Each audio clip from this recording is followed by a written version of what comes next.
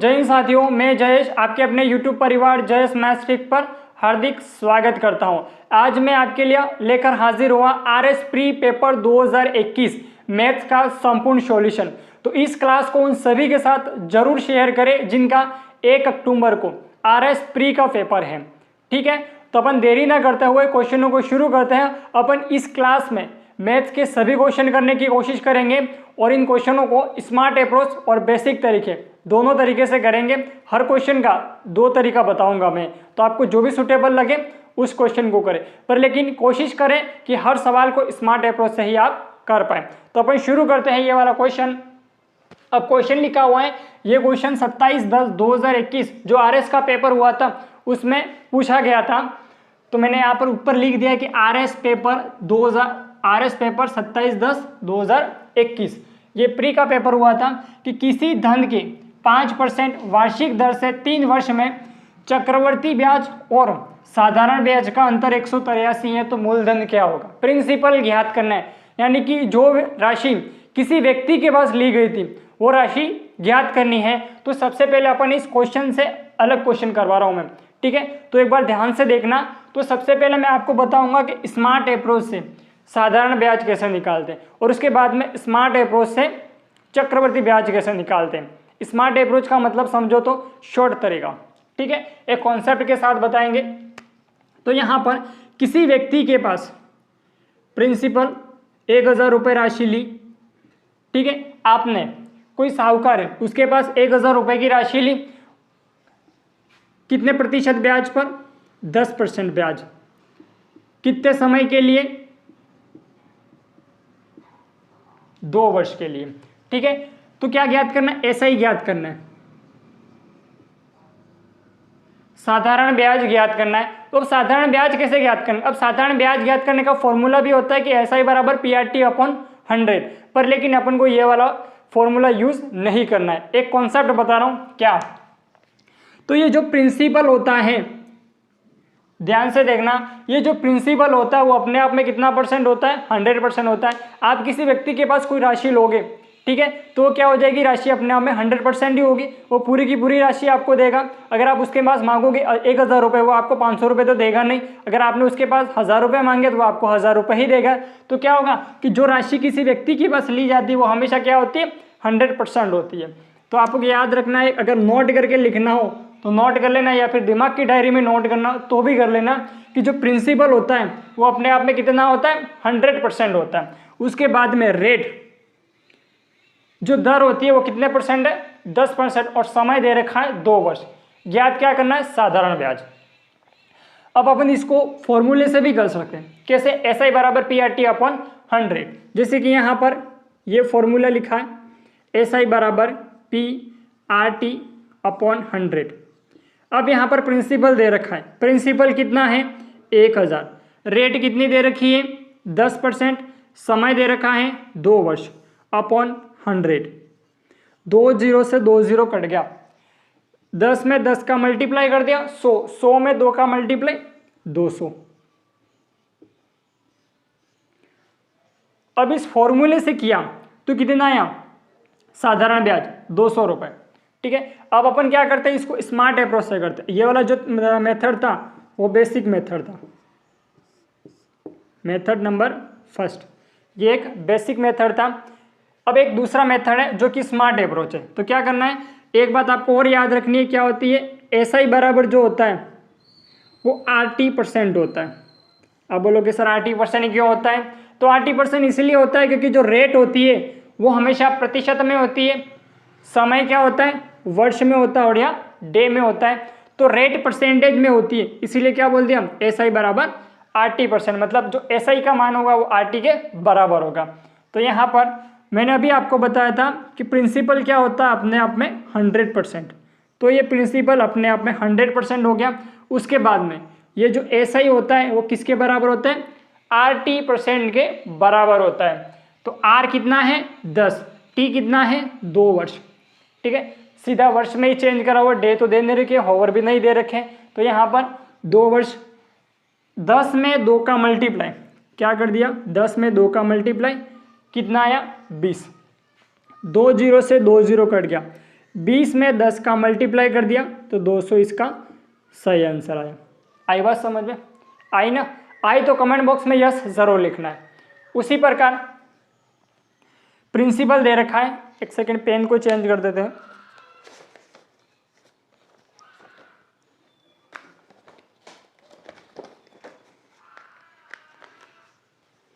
अब यहां पर प्रिंसिपल दे रखा है 2000 रुपये, ये प्रिंसिपल है। अब प्रिंसिपल को क्या बोलते हैं? मूलधन बोलते हैं हिंदी में, ठीक है। प्रिंसिपल एक इंग्लिश वर्ड है, मूलधन बोलते हैं। और मूलधन क्या होता है? जिस किसी व्यक्ति के पास जो राशि ली जाती है वो क्या होता है? मूलधन होता है। उसके बाद में होता है रेट, रेट बोले तो दर। दर यहां पर दे दी मैंने 5% और समय दे दिया 3 वर्ष। इसका साधारण ब्याज क्या होगा? इसका सही आंसर आपको कमेंट जरूर करना है। इसका साधारण ब्याज क्या होगा?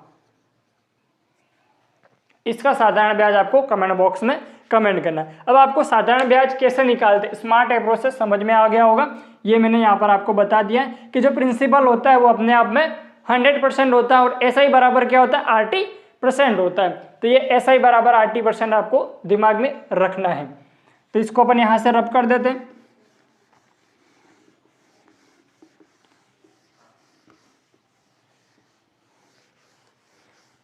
अब उसके बाद में देखेंगे चक्रवर्ती ब्याज। चक्रवर्ती ब्याज बोले तो कंपाउंड इंटरेस्ट, ठीक है। चक्रवर्ती ब्याज बोले तो कंपाउंड इंटरेस्ट। तो कंपाउंड इंटरेस्ट होता क्या है? कंपाउंड इंटरेस्ट वो राशि होती है जिसमें प्रिंसिपल के ऊपर जो भी ब्याज बनता है, ठीक है, प्रिंसिपल के ऊपर भी ब्याज देता है और ब्याज के ऊपर भी ब्याज लिया जाता है, वही एक चक्रवर्ती ब्याज होता है। और साधारण ब्याज क्या होता है? जो प्रिंसिपल के ऊपर जिस समय में और जिस दर पर जो राशि ली जाती है वो क्या होता है? साधारण ब्याज होता है। और मिश्र धन एक और होता है अमाउंट, ठीक है। मिश्र धन का मतलब होता है प्रिंसिपल प्लस साधारण ब्याज, ये एक मिश्र धन होता है, ठीक है। तो यहां पर चक्रवृद्धि ब्याज जिसको बोलते हैं कंपाउंड इंटरेस्ट CI, ठीक है। चक्रवर्ती ब्याज कैसे निकालते हैं? जैसे कि यहां पर प्रिंसिपल दे रखा है 1000 रुपये और समय दे रखा है, सॉरी रेट दे रखी है 10% और समय दे रखा है 2 साल। अब ये जो भी प्रिंसिपल निकालेंगे, प्रिंसिपल को 2 तरीके से भी निकाल सकते हैं, सॉरी प्रिंसिपल को बोल रहा हूं मैं, चक्रवर्ती ब्याज को भी अपन 2 तरीके से निकाल सकते हैं। एक तो होता है सक्सेसिव मेथड और दूसरा होता है एक सक्सेसिव मेथड होता है और उसके बाद में दूसरा होता है रेशो मेथड। रेशो मेथड से कैसे निकालेंगे? तो रेशो मेथड से अपन ये जो रेट दे रखी है परसेंटेज में, इसको प्रतिशत में बदल देंगे तो यहाँ पर नीचे क्या हो जाएगा? 100 आ जाएगा। तो 1 0 से 1 0 कट जाएगा तो 1/10 आ जाएगा, ठीक है। तो इसको अपन आगे सॉल्व करके फिर इसको कर सकते हैं। पर लेकिन अपन एक बार सीधा कैसे करते हैं, सक्सेसिव मेथड से चक्रवर्ती ब्याज कैसे निकालते हैं वो सीख लेते हैं। तो यहाँ पर सक्सेसिव निकालने के लिए ठीक है, सक्सेसिव निकालने के लिए फॉर्मूला होता है A+B प्लस A×B/100। ये होता है फॉर्मूला। किसका फॉर्मूला होता है? सक्सेसिव का। और सक्सेसिव क्या होता है? चक्रवर्ती ब्याज निकालने के लिए सक्सेसिव का यूज किया जाता है और चक्रवर्ती ब्याज को रेशो मेथड से भी अपन निकाल सकते हैं। तो यहाँ पर प्रिंसिपल दे रखा है 1000 रुपये, रेट दे रखी है 10% और समय दे रखा है 2 वर्ष, ठीक है। समय 2 वर्ष दे रखा है और रेट 10% दे रखी है। तो यहाँ पर क्या करना है? 2 साल के लिए वो कितनी प्रतिशत की दर ले रहा है? तो 10% की, ठीक है। तो यहाँ पर A+B तो 10 + 10 + 10 × 10/100। 1 0 से 1 0, 1 0 से 1 0 कट गया। 10 10 कितना होता है? 20 और 20 और 1 21। तो ये जो सक्सेसिव आया वो कितना आया? 21% आया। उसके बाद में ये जो प्रिंसिपल होता है कितना होता है? 1000। प्रिंसिपल अपने आप में कितना परसेंट होता है? 100%। साधारण ब्याज निकाला तो भी मैंने आपको बता दिया था। उसके बाद में चक्रवर्ती ब्याज में भी क्या होगा, प्रिंसिपल 100% ही होगा, 50% नहीं हो जाएगा और 150% नहीं होगा। क्योंकि आपको पता है 150% क्यों नहीं होगा, क्योंकि जो परसेंटेज होता है उसका मतलब ही 100 होता है और वो 100 से ज़्यादा नहीं होता है। तो यहाँ पर प्रिंसिपल को हो जाए, प्रिंसिपल अपने आप में कितना परसेंट होता है, 100% फुल। तो यहाँ पर 100% हो गया। उसके बाद में सक्सेसिव निकाला था तो कितना आया सक्सेसिव, 21%। तो यहाँ पर 21% आ गया। प्रतिशत से प्रतिशत कट गया, 2 0 से 2 0 कट गया, 10 में 21 का मल्टीप्लाई तो कितना आया, 210 आ गया। ठीक है, 10 में 21 का मल्टीप्लाई कर दिया तो 210 आ गया। अब उसी प्रकार इसको अपन रेशो मेथड से भी कर सकते हैं। रेशो मेथड से कैसे करेंगे, एक बार रेशो मेथड से भी देख लेते हैं। इसको एक बार रब कर देते हैं, चलो यहाँ पे थोड़ा रब कर देते हैं इसको।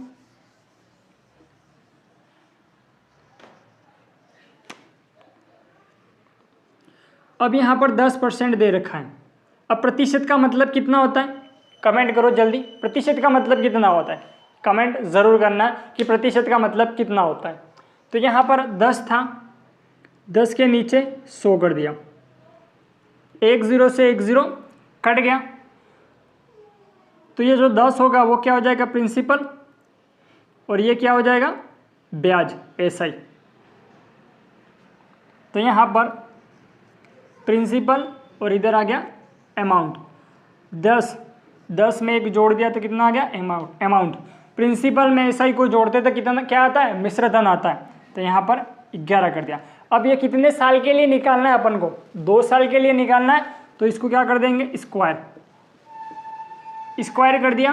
तो यहाँ पर आया 100 और यहाँ पर आया 121। अब 100 और 121 कहाँ से आया, 10 का स्क्वायर 100 होता है, 11 का स्क्वायर 121 होता है। यदि आपको स्क्वायर याद नहीं हो तो 1 से लगा के 30 तक स्क्वायर ज़रूर याद कर लेना, जिनका भी 1 अक्टूबर को RS प्री का एग्जाम है। ठीक है, तो यहाँ पर 10 का स्क्वायर कर दिया 100 आ गया, 11 का स्क्वायर कर दिया 121 आ गया। अब इसके बाद में इनके मध्य में जो अंतर आया, ठीक है, इनके मध्य का जो अंतर है वो कितना आया, 21 आ गया। 21, ये जो 21 आया वो क्या आया, ओनली फॉर ब्याज आया है। ठीक है, तो अपन को किस पे ब्याज ज्ञात करना है, ये प्रिंसिपल पे ब्याज ज्ञात करना है। तो ये प्रिंसिपल कितना था, 1000 रुपये, बटे प्रिंसिपल अपने आप में कितना परसेंट होता है, 100% होता है, और ये प्रिंसिपल कितना है, 100% है। ठीक है, अब रेशो मेथड से निकालोगे, यहाँ पर जितना भी होगा उतना लिखना पड़ेगा। यदि यहाँ पर 81 होता है तो 81 लिखना पड़ता है यहाँ पर नीचे। ठीक है, इसमें लॉजिक थोड़ा चेंज हो जाएगा कि प्रिंसिपल अपने आप में 100% नहीं आएगा, ये रेशो मेथड में होगा। ठीक है, बाकी अगर आप सक्सेसिव मेथड से करते हो तो प्रिंसिपल अपने आप में 100% ही होता है। इनटू में क्या कर दिया, 21 क्यों करा, इन दोनों का अंतर निकाला। अंतर क्यों निकाला, क्योंकि यहाँ पर अमाउंट दे रखा था, ये प्रिंसिपल दे रखा था। ठीक है, अमाउंट में से प्रिंसिपल को माइनस कर देता, जो ब्याज है वो कितना वो पता अपन आसानी से लगा सकते हैं। तो यहाँ पर 2 0 से 2 0 काट दिया, 21 में 10 का मल्टीप्लाई कर दिया तो कितना आ गया, 210। ठीक है, अपन ने पहले सक्सेसिव मेथड से निकाला तो भी 210 आया था, उसके बाद में रेशो मेथड से निकाला तो भी 210 आ रहा। अब ये जो भी करा है ना, ये वाला, इस क्वेश्चन को अपन ने रेशो मेथड से करा है। ये है रेशो मेथड और यहाँ पर ये थे सक्सेसिव मेथड। सक्सेसिव मेथड निकालने के लिए a + b + ab अपॉन 100, ये AB रूल सक्सेसिव मेथड होता है। AB रूल से सवालों को, क्वेश्चन को सॉल्व करते हैं। तो ये a + b + ab अपॉन 100 21% आया, उसके बाद में 210 निकाल दिया था। रेशो मेथड से निकाला तो भी 210 आ गया। अब मुझे आपको यहाँ तक ये बेसिक चीज़ें बतानी थी, मैंने बता दी। अब मैं इसको रब कर देता हूँ।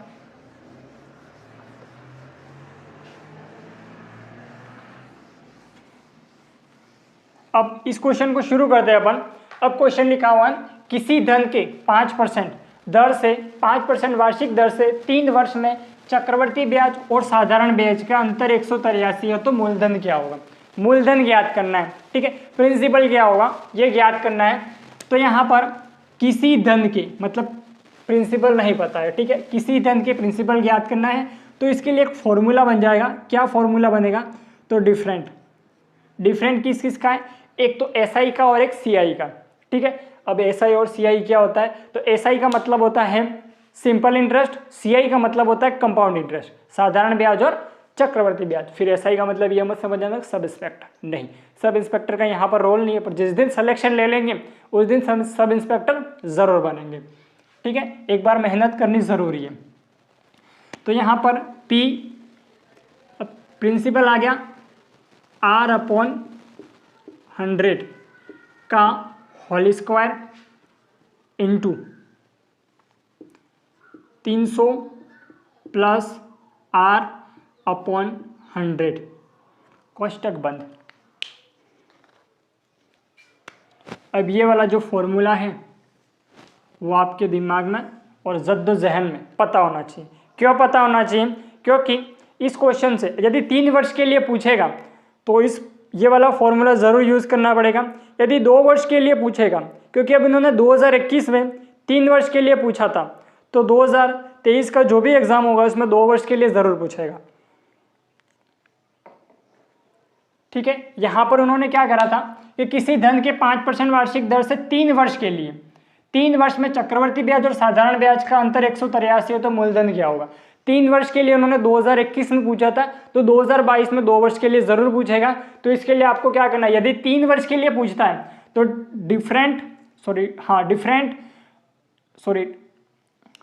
डिफरेंट आएगा, ठीक है। अंतर इनका डिफरेंट इक्वल P R/100 का whole square into 300 plus R/100। यदि 3 वर्ष का पूछता है तो ये पूरा का पूरा फॉर्मूला लिखा जाएगा। यदि 2 वर्ष का पूछता है तो इसको यहाँ से माइनस कर देंगे, 300 प्लस R/100 नहीं आएगा। क्यों नहीं आएगा, क्योंकि यहाँ पर 3 वर्ष के लिए नहीं पूछेगा। जो नेक्स्ट क्वेश्चन पूछेगा, यदि आपके 2023 का एग्जाम है RS प्री का, तो उसमें नहीं पूछेगा, तो आपको क्या करना है, 300 प्लस R/100 हटा देना है, ठीक है। यदि फिर आप सक्सेसिव मेथड से करते हो तो फिर बहुत अच्छी बात है, आसानी से हो जाएगा। सक्सेसिव मेथड से भी करके आपको मैं बताऊंगा। तो ये कौन सा मेथड है, फॉर्मूला मेथड।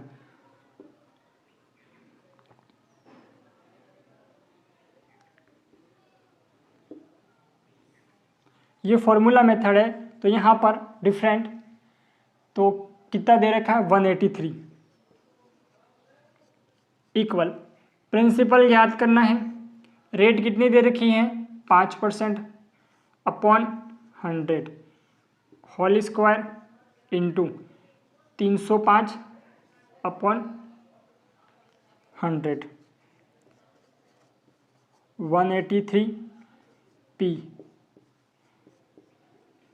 अब यहाँ पर क्या करा था, 5 का स्क्वायर करूँगा तो 25 हो जाएगा, 10 का स्क्वायर करूँगा तो 100 हो जाएगा, ठीक है। स्क्वायर आपको याद होने चाहिए, 1 से लगा के 30 तक तो ज़रूर याद होने चाहिए, क्योंकि आप RS प्री का एग्जाम देने जा रहे हो।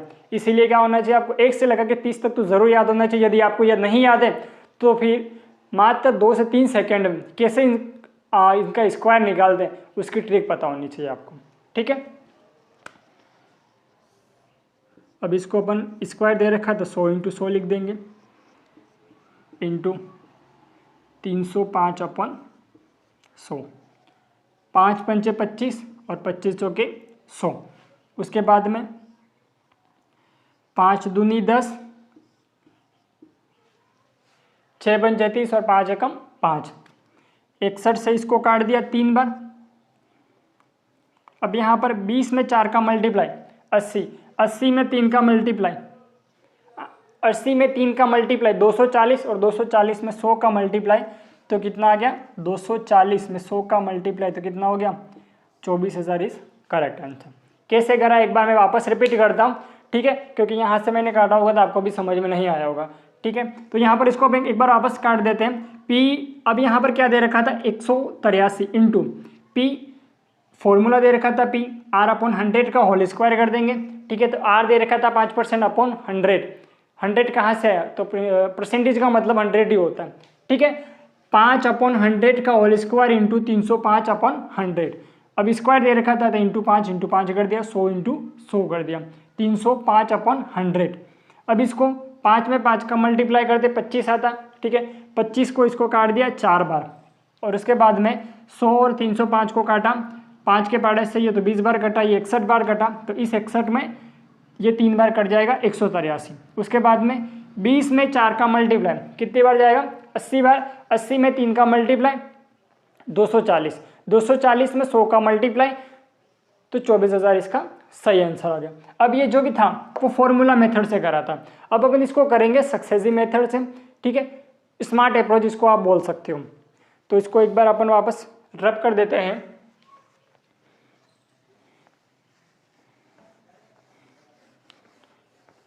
आपको यदि नहीं समझ में आता है तो एक बार आप वीडियो को रिवाइज कर लेना।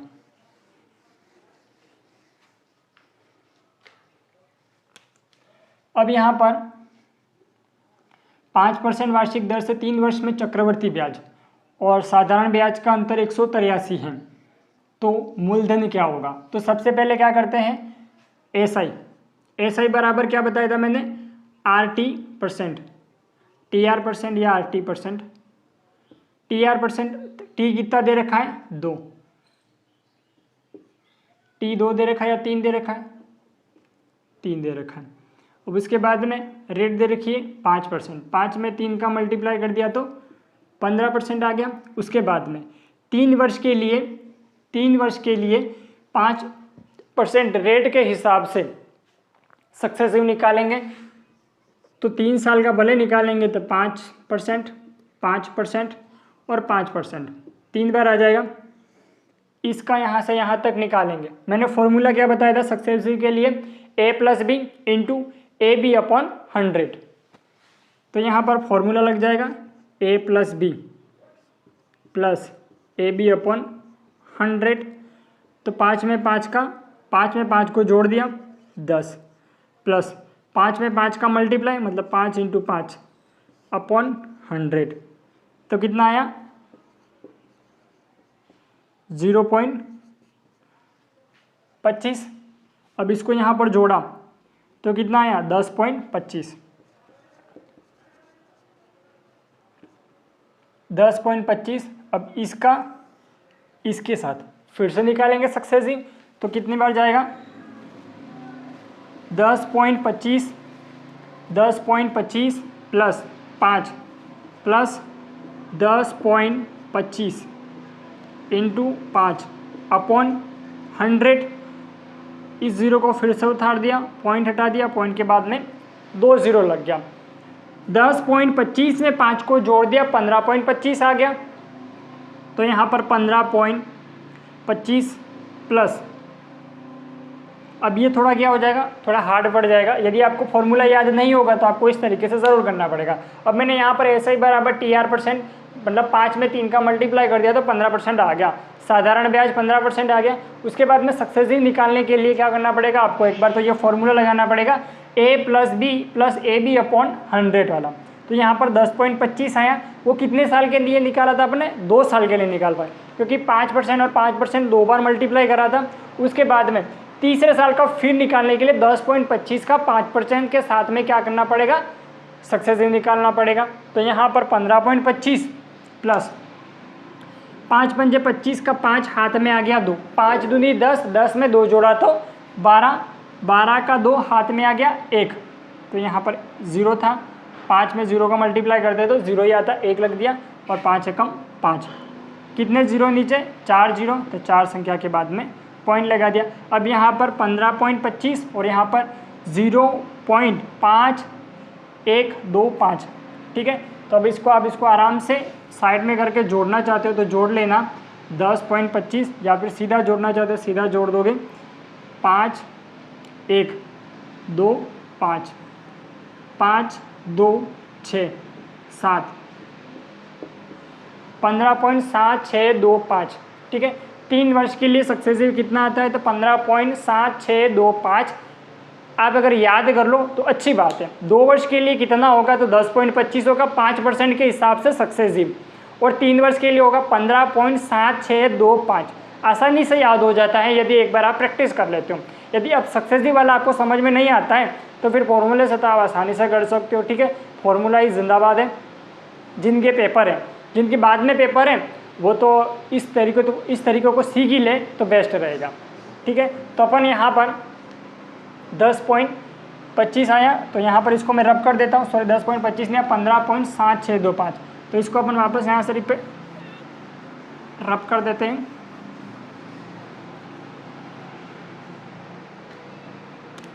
तो यहाँ पर जो कंपाउंड इंटरेस्ट आया कितना आया 15.7625 आया।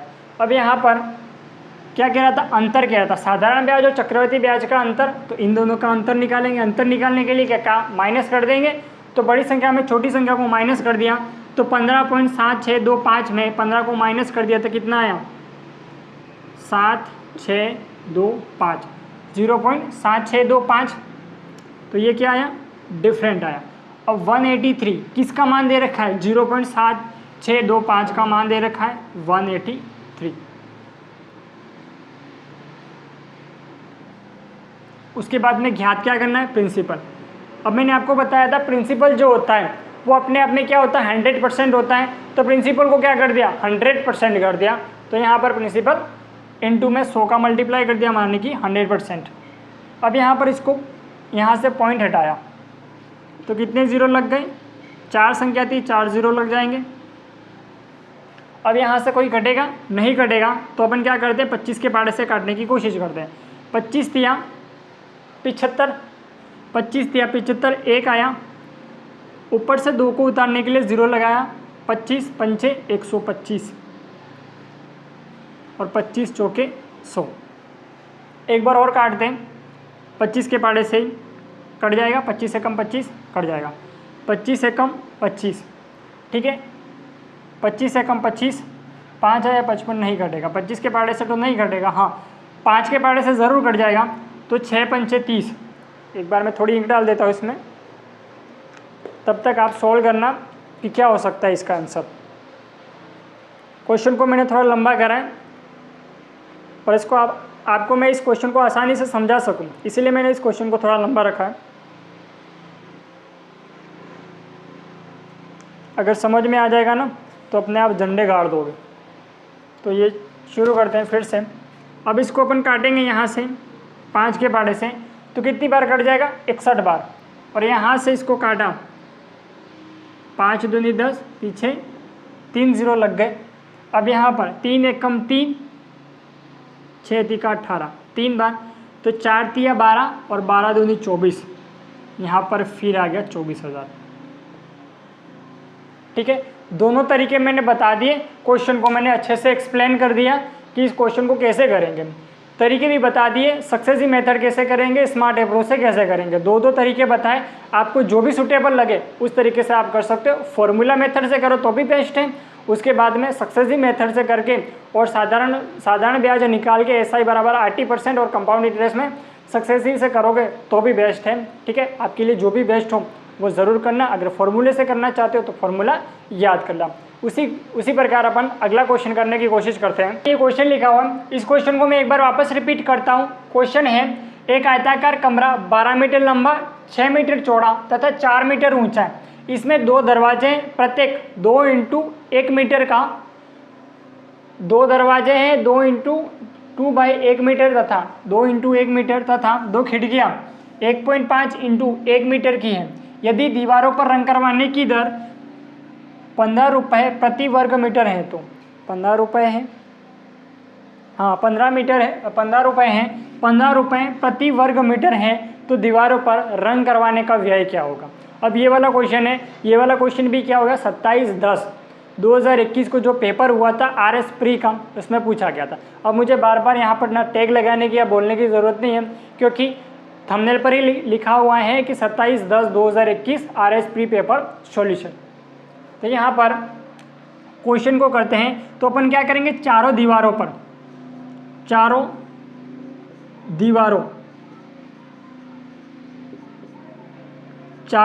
का परिमाप, चारों दीवारों का क्षेत्रफल, चारों दीवारों का, तो इसके लिए क्या हो जाएगा, परिमाप इंटू ऊंचाई। परिमाप क्या होएगा कि 2 कोष्टक L इंटू बी, 2 कोष्टक L प्लस बी इंटू ऊंचाई। चारों दीवारों का परिमाप लिख देना यहाँ पर, चारों दीवारों का परिमाप। ठीक है, चारों दीवारों का परिमाप, तो यहाँ पर आ जाएगा परिमाप और उसके बाद में हो जाएगा इंटू ऊंचाई। ठीक है। तो यहाँ पर दो कोष्टक L प्लस बी इंटू ऊंचाई, तो L कितना हो जाएगा, तो L हो जाएगा अपने 12 मीटर और B हो जाएगी 6 मीटर प्लस 6 मीटर, और इसके बाद में H हो जाएगा 4 मीटर। तो 12 में 6 को ऐड कर दिया तो कितना आया, 12 में 6 को जोड़ दिया तो 12 में 6 जोड़ा तो 18 आया, और 18 में 2 का मल्टीप्लाई 36, 36 में 4 का मल्टीप्लाई कितना आया 144। यहाँ पर क्षेत्रफल आएगा, चारों दीवारों का क्षेत्रफल होगा, सॉरी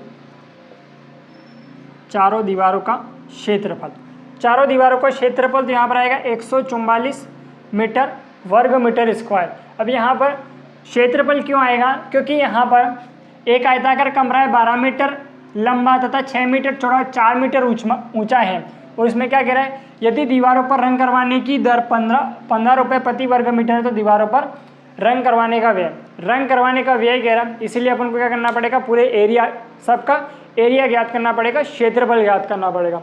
तो यहाँ पर चारों दीवारों का क्षेत्रफल परिमाप इंटू ऊंचाई, दो कोष्टक L plus B into H, L दे रखी थी 12, B दे रखी थी 6, 12 और 6 18, 18 में 2 का मल्टीप्लाई 36, 36 में 4 का मल्टीप्लाई 144 वर्ग मीटर स्क्वायर, 144 वर्ग मीटर, मीटर स्क्वायर बोलो तो भी या वर्ग मीटर बोलो तो भी एक ही बात है। तो यहाँ पर इसमें 2 दरवाजे लगे हुए हैं, कितने दरवाजे हैं, 2 दरवाजे हैं, कितने कितने के, 2 इंटू 1 मीटर के, तो कितना आ गया यहाँ पर 4 मीटर आ गया। उसके बाद में डोर आ गया ये, इसके बाद में आ गई विंडो, विंडो कितनी है 1.5 इंटू 1 मीटर की, कितनी 2 ही हैं वो भी,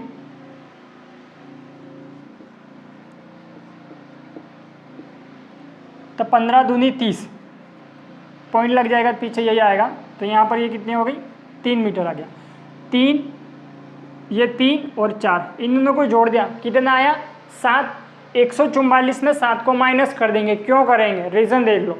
अब यहाँ पर क्या कह रहा है, यदि दीवारों पर रंग करवाने का व्यय 15 रुपये प्रति वर्ग मीटर की स्क्वायर से है, मतलब सिर्फ दीवारों पर, चारों दीवारों पर ही क्या करना है, पेंट करना है, खिड़की और दरवाजों को छोड़कर, तो खिड़की और दरवाजों को माइनस कर देंगे। अब यहाँ पर क्या बोलता, दीवारें ना देता, साथ में ये भी बोल देता कि रंग करवाने क्या व्यय 15 रुपये प्रति वर्ग मीटर स्क्वायर है, 15 रुपये प्रति वर्ग स्क्वायर की दर से व्यय, कुल व्यय कितना होगा यह बोलता, तो क्या हो जाता कि यहाँ पर 144 में इस 7 को माइनस ना करना पड़ता, ठीक है। तो अपन 144 में 7 को माइनस कर देते हैं, क्यों करेंगे वो मैंने आपको बता दिया। तो 144 में 7 को माइनस करेंगे तो 137 है। अब कितने में कितने रुपए कह रहा है 15 रुपये, तो 137 में 15 का मल्टीप्लाई करो तो कितनी बढ़ जाएगा, 15 सत्ते 105, हाथ में आ गया 10, 15 तिया 45, 45 और 10 55, 55 का 5 हाथ में आ गया 5, 15 एकम 15, 15 में 5 जोड़ दिया तो 20, 2055 रुपये का व्यय होगा। कुल व्यय कितने रुपए का होगा, तो 2055 रुपये का कुल व्यय होगा। अब आशा करता आपको ये वाला क्वेश्चन समझ में आ गया। अगर क्वेश्चन समझ में आ रहा तो कमेंट बॉक्स में यस ज़रूर लिखें। अब उसी प्रकार अपन अगला क्वेश्चन शुरू करते हैं।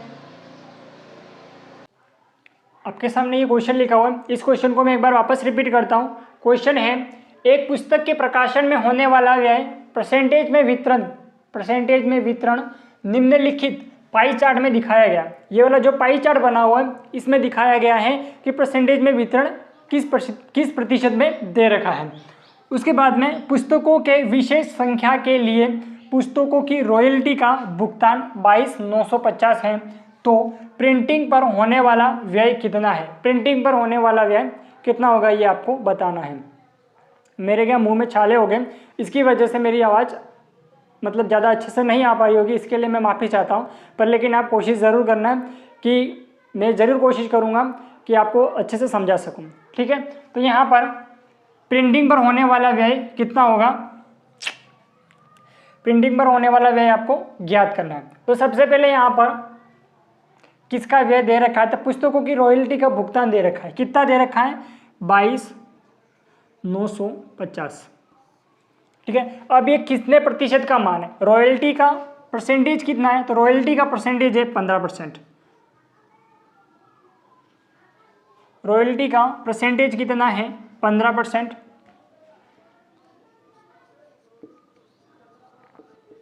ज्ञात किसका करना है, प्रिंटिंग, प्रिंटिंग पर होने वाला व्यय ज्ञात करना है, तो इनटू में 25% का मल्टीप्लाई कर देंगे। प्रतिशत से प्रतिशत कट गया, उसके बाद में इसको 15 के पार्ट से काट देंगे, कितनी बार कटेगा, तो 15 एकम 15, ठीक है। तो कितना बचा, 7 बचा, 9 आ गया, 15 पंचे 75, 4 आया, 15 तिया 45 और 0 आ गया। उसके बाद में 25 का मल्टीप्लाई 0 में करा तो 0 ही आ जाएगा। ये तो आपको भी पता है, मेरे को भी पता है, सबको पता है, ठीक है। जो क्लास नहीं देख रहा है उसको भी पता है कि 0 में किसी संख्या का मल्टीप्लाई करते हैं तो क्या होता है, 0 ही आता है। उसके बाद में 25 का मल्टीप्लाई 3 के साथ करेंगे 75 आ जाएगा, 75 का 5 आ गया, हाथ में आ गया 7, यानी कि ये 7 आ गई। 25 में 5 का मल्टीप्लाई कर दिया 125, 125 में 7 को जोड़ दिया 132, हाथ में आ गया 13, 25 एकम 25, 25 में 13 को जोड़ दिया, 25 में 13 को जोड़ दिया, कितना है 38, तो यहाँ पर 38 आ गया। तो 38,250 रुपये का क्या होगा, प्रिंटिंग पर व्यय होगा। ये आपका सही आंसर होगा। प्रिंटिंग पर व्यय कितना होगा, तो 38,250 रुपये, ठीक है। ये वाला क्वेश्चन हो गया। कैसे किया, एक बार वापस रिपीट करते हैं। यहाँ पर ये जो पाई चार्ट बना हुआ था, इस पाई चार्ट के अंदर सबका प्रतिशत दे रखा था, रॉयल्टी का दे रखा था, जिल्द का दे रखा था, ट्रांसपोर्ट का 10% था, प्रिंटिंग का 25% था, उसके बाद में जिल्द का दे रखा था 15%, पेपर पर 25% का व्यय कर रहे थे, रॉयल्टी पर 15% कर रहे थे और पवार पर 10% का व्यय कर रहे थे। तो अपन को प्रिंटिंग पर व्यय ज्ञात करना था, तो 22,950। अब ये जो रॉयल्टी का भुगतान था इसने दे दिया था 22,950 और इसका प्रतिशत कितना था, 15% था, इंटू 25%, 25% किसका निकालना था अपन को, प्रिंटिंग पर। तो प्रिंटिंग का कितना दे रखा था, 25% दे रखा था, इंटू में 25 कर दिया। उसके बाद में इसको काट दिया। कैसे काटा, परसेंटेज से परसेंटेज कट गया, 15 का भाग लगा दिया 22,950 में, कितना आया 15, 30 आया, मतलब 1,530। 25 में 1,530 में मल्टीप्लाई कर दिया तो 38,250 रुपये इसका सही आंसर है। अब अपन अगला क्वेश्चन करते हैं। आपके सामने ये क्वेश्चन लिखा हुआ, इस क्वेश्चन को मैं एक बार वापस रिपीट करता हूँ। क्वेश्चन है 1 से 156 तक संख्याओं के मध्य स्थित संख्या है जो कि 2, 3, 4 और 6 से विभाज्य है, उनका समांतर माध्य ज्ञात करना है। तो सबसे पहले ये कह रहा है 1 से 156 किस किस से विभाज्य है, 2, 3, 4 और 6 से। अब ये इन संख्याओं से यहाँ तक की जो भी संख्या है वो 2 से भी विभाज्य, 3 से भी विभाज्य, 4 से भी विभाज्य और 6 से भी विभाज्य। तो सबसे पहले अपन क्या करेंगे, इनका एलसीएम निकाल देंगे। तो इनका एलसीएम आएगा 12, ठीक है। एलसीएम कैसे निकाल दें, तो 2, 3, 4 और 6, 2 का भाग लगा दिया 1 बार, 3 बार, 2 बार, 3 बार, फिर 3 का लगा देंगे 1, 1, 2 और 1, 2 में 3 का मल्टीप्लाई 6, 6 में 2 का मल्टीप्लाई 12। एलसीएम क्यों निकाला, क्योंकि 2, 3, 4 और 6 से विभाज्य, से बोला था इसने, इसलिए अपन क्या कर देंगे, एलसीएम निकाल देंगे। और को विभाज्य बोले तो एचसीएफ निकालेंगे, ठीक है। तो एचसीएफ और एलसीएम के कब निकालेंगे, क्यों निकालेंगे, वो मैंने आपको एक्सप्लेन कर दिया। अब उसके बाद में कह रहा है कि 1 से 156 तक, तो यहाँ पर सबसे पहले तो संख्या कौन सी आ गई, 12, 12 से कहाँ तक आएगा, 144 तक आएगा। 156 तक नहीं लेंगे, क्यों नहीं लेंगे, क्योंकि यहाँ पर लिखा है 1 से 156 तक संख्याओं के मध्य और बीच में बोले तो क्या करेंगे, बीच वाली संख्या ही लेंगे, अंतिम वाली संख्या नहीं लेंगे। तो यहाँ पर 12 और 144। अब इसमें क्या कह रहा था, समांतर माध्य ज्ञात करना। कौन सा माध्य, समांतर माध्य ज्ञात करना, यानी कि एवरेज ज्ञात करना। तो एवरेज का एक फॉर्मूला था, first number plus last number upon 2 हो गया। तो फर्स्ट नंबर कितना है 12, लास्ट नंबर कितना हो जाएगा 144 बट्टे 2। 144 में 12 को जोड़ दिया, 144 में 12 को जोड़ दिया तो 156 बटे 2। तो 78 इसका सही आंसर आएगा। 7 ये 8, तो 78 क्या हो जाएगा इसका सही आंसर होगा। ये मिटा देते एक बार, 78 इसका सही आंसर आएगा। कैसे है एक बार वापस रिपीट करता। अब मैंने यहाँ पर फर्स्ट नंबर और लास्ट नंबर बटे 2 क्यों करा, क्योंकि एवरेज में एक कॉन्सेप्ट होता है, क्या होता है कि जिनमें डिफरेंट समान होता है उसमें फर्स्ट नंबर और लास्ट नंबर अपन 2 कर सकते हैं। ठीक है, तो फर्स्ट नंबर और लास्ट नंबर अपन 2 कर दिया, तो 144 में 12 को जोड़ दिया तो 156 आया, और 156 में 2 का भाग लगाया तो 78 इसका सही आंसर आएगा। उसी प्रकार अपन अगला क्वेश्चन करते हैं। वाला क्वेश्चन लिखा हुआ है, उस क्वेश्चन को मैं एक बार वापस रिपीट करता हूँ कि नीचे दिए गए चित्र में आयत और वर्गों दोनों की कुल संख्या क्या है, ये ज्ञात करना है। तो सबसे पहले ये आयत दे रखा, सॉरी वर्ग दे रखा है, तो ये वर्ग में इस तरह सा वर्ग होगा कोई, ठीक है, इस तरह का कोई वर्ग होगा, तो इसमें 5 आएंगे। कैसे आएंगे, तो 1 2 3 4 और ये बड़ा वाला खुद एक 5 हो जाएगा। तो यहाँ पर ये वाला छोटा हो गया और ये हो गया, तो 5 इसमें हो गया, 5 इसमें हो गए। ठीक है, 5 5 कितने हो गए 10, 10 के बाद में ये वाला एक 11 और ये वाला एक 12। ठीक है, तो ये जो वर्ग होंगे वो कितने हो गए, स्क्वायर वर्ग हो गए 12। उसके बाद में आयत कितने होंगे, तो आयत को काउंट करेंगे, तो आयत को काउंट करेंगे तो क्या हो जाएगा 1 2। ठीक है, 2 2 2 यहाँ पे 2 इसमें हो गए। ठीक है, 1 2 और 2 इसमें हो गए, कितने हो गए 4। उसके बाद में ये पूरा का पूरा 5 हो गया, ये वाले 6 हो गए, ये वाला 7 हो गया। और इसके बाद में 2 और होंगे, कौन से होंगे वो पता करते हैं। यहाँ से यहाँ तक और यहाँ से यहाँ तक, ये हो गए 2, और कुल मिलाकर कितने हो गए 7 और 2 9, 7 और 2 9 हो गए। आयत कितने हो गए 9 और वर्ग कितने हो गए 12। यदि आपको अलग अलग पूछता है वर्ग कितने होंगे 12 और आयत कितने होंगे 9 और कुल दोनों कितने होंगे, अब यहाँ पर कुल दोनों की संख्या पूछ रहा है, तो 12 में 9 को जोड़ देंगे, तो 12 में 9 को जोड़ दिया तो कितना आया 21, और 21 आपका ये सही आंसर होगा। अब यहाँ पर वर्ग कैसे होंगे वो भी मैंने आपको बता दिया, आयत 9 कैसे होंगे वो भी मैंने आपको बता दिया।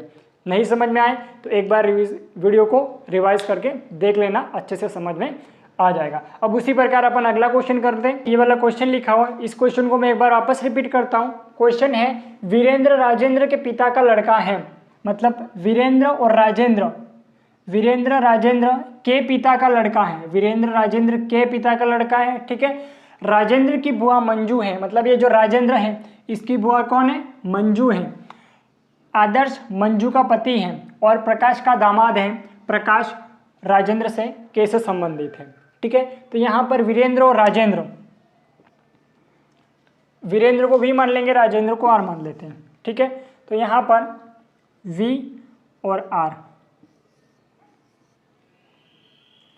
पुरुष के लिए पॉजिटिव और महिला के लिए नेगेटिव। तो यहाँ पर वीरेंद्र और राजेंद्र के पिता का लड़का है, राजेंद्र के पिता मतलब ये दोनों क्या हो जाएंगे भाई भाई, भाई भाई मतलब तबाही। तो यहाँ पर ये हो जाएंगे पिताजी फादर। अब ये दोनों भाई होंगे तो ये इन दोनों के क्या होंगे, इस पिता के बेटे हो जाएंगे। उसके बाद में राजेंद्र की बुआ मंजू है, मतलब इसके पिता की क्या हो जाएगी बहन, कौन हो जाएगी मंजू।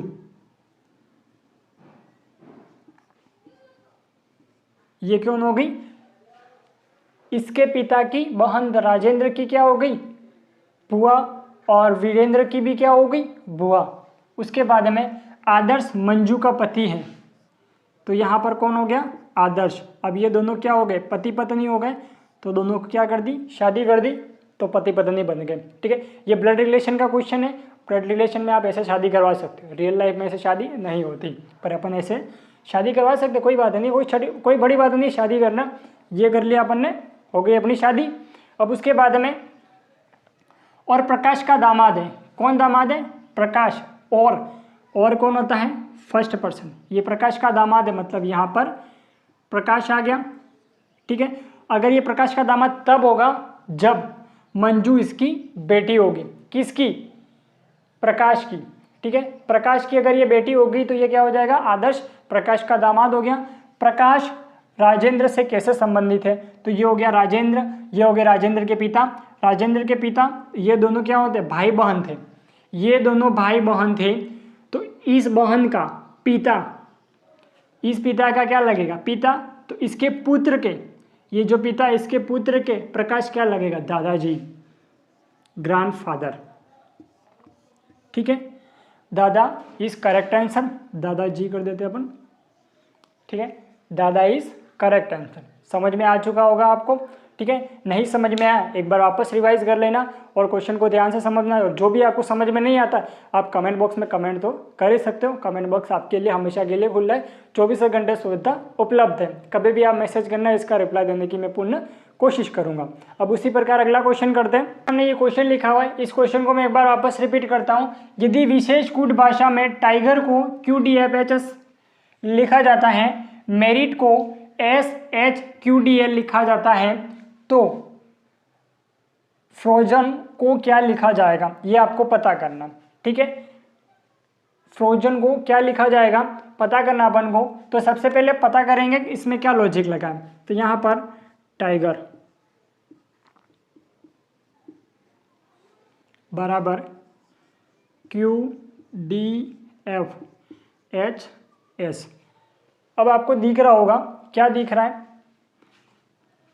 T कितने पे होता है? T 20 पे होता है, Q 17 पे होता है, मतलब यहाँ पर -3 है। एक बार अपन पीछे से चेक कर लेते हैं।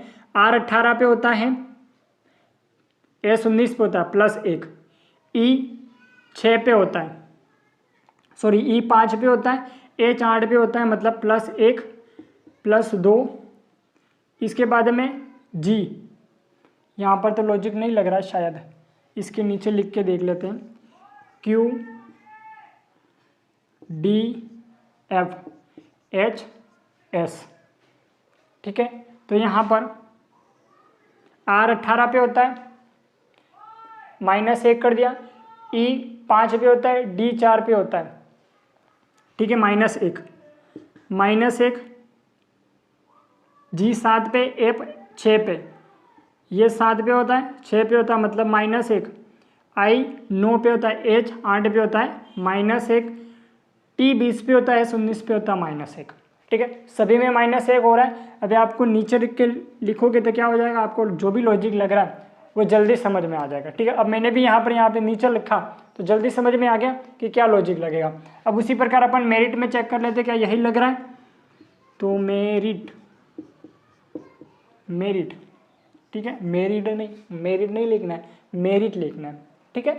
तो यहाँ पर SHQDL, S 19 पे होता है, सॉरी T 20 पे होता है, S 19 पे, मतलब -1 हो गया।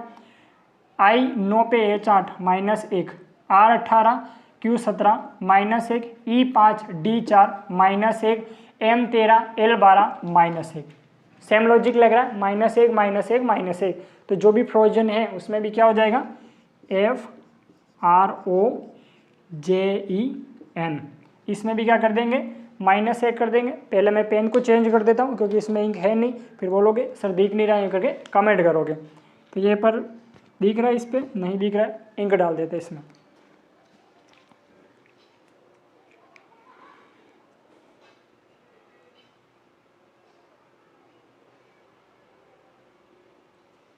बाकी आपकी पढ़ाई कैसे चल रही है कमेंट ज़रूर करना, कैसे चल रही है पढ़ाई। तो यहाँ पर आप शुरू करते हैं अपना क्वेश्चन। तो यहाँ से क्या करना है? पीछे से -1, N 14 पे होता है, ठीक है, -1 कर दिया तो 13 पे कौन आ गया? M आ गया। E 5 पे होता है, -1 कर दिया, D आ गया।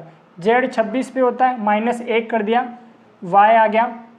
O 15 पे होता है, -1 कर दिया, N आ गया। R 18 पे होता है, 18 में -1 कर देंगे, कौन आ जाएगा? क्वीन का मतलब रानी। रानी क्या होती है? सबके लिए खतरे की निशानी होती है, इसलिए कभी भी रानी नहीं रखनी।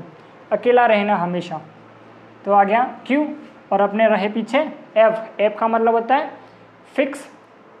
तो F 6 पे होता है, 6 में 1 चला गया, कौन कितना बचा 4, और 4 पे क्या आता है D नहीं आएगा, E आएगा। ठीक है, F 6 पे होता है और 6 में 1 जाता है तो 5 आता है, और 5 पे क्या हो जाएगा E आ जाएगा। तब उसी प्रकार अपने ये आंसर आएगा MDYNQE। पीछे से सब में क्या कर रहे थे, माइनस कर रहे थे।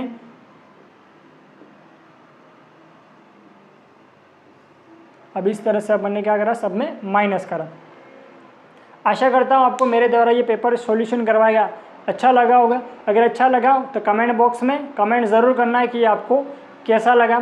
ठीक है, तो 1 अक्टूबर को जिनका भी एग्ज़ाम है उन सभी को बेस्ट ऑफ लक। अब की बार RS प्री पार करके ज़रूर आना। ठीक है, बहुत बहुत धन्यवाद।